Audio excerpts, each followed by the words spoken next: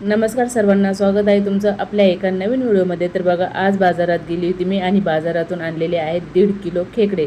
तर हे जिवंत खेकडे आहेत. तर चला आता आपण याची खेकडाची भाजी बनवूयात, मस्त झणझणीत रस्सा भाजी बनवूयात. तर बघा, इथं आईने घेतलेले आहे खेकडे स्वच्छ करण्यासाठी.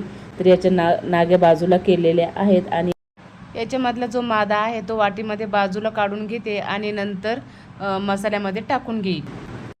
आपण थोड्या वेगळ्या पद्धतीने खेकडा भाजी बनवणार आहोत. तर बघा, इथं आईने ज्या नाग्या काढलेल्या होत्या तर त्या मिक्सरमधून अशा बारीक करून घेतलेल्या आहे आणि गाळणीने गाळून आपण ही रश्श्यामध्ये याचा वापर करू. कुकरमध्ये भात लावून दिला आणि त्याच्या 1 ते 2 शिट्ट्या काढून घेतल्या. पातेल्यामध्ये 4 पळी तेल इतकं घातलेलं आहे आणि हे तेल आता गरम झालेलं आहे. याच्यामध्ये आता मसाला घालून घेऊ. खोबरं, कांदा, धनी, खसखस, तीळ आणि थोडासा गरम मसाला पाट्यावरती वाटून घेतलेला आहे. 5 ते 7 लाल मिरच्या पण वाटून घेतलेल्या आहेत. तर इथं आपले मसाल्याला चांगली तरी आलेली आहे. तर याच्यामध्ये आपण जे नाग्याचं वाटण केलेलं होतं आणि ते गाळून घेतलेलं जे पाणी आहे तर या रश्श्यामध्ये आता असं टाकून घेऊया. नाग्यांचा रसा असा भाजीमध्ये टाकला की टेस्ट एकदम मस्तच लागतो. ज्यांना पण सर्दी आणि खोकल्याचा त्रास आहे त्यांनी जर 1 वाटी रसा पिला तर त्यांना लवकर आराम होतो.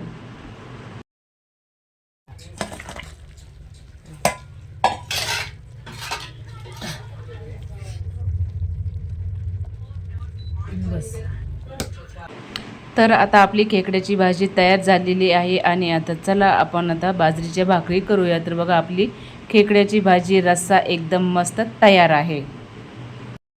खेकड्याची भाजी तयार झालेली आहे. तर चला आता बाजरीच्या भाकरी टाकून घेऊयात.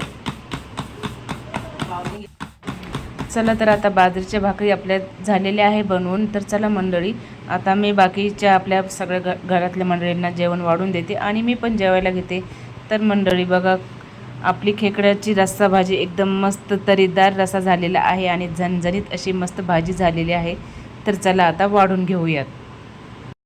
तर कोणाकोणाला खेकडाची भाजी आवडते मला कमेंट करून नक्कीच सांगा. तर बघा, मस्त सुगंध येत आहे खेकड्याच्या भाजीचा. तर बघा, आता इथं मी घेतलेली आहे बाजरीची भाकरी, भात आहे, लिंबू आहे, कांदा आहे. आपली खेकडाची भाजी एकदम मस्त झालेली आहे. व्हिडिओ आवडल्यास लाईक करा, शेअर करा, कमेंट करा. थँक्यू.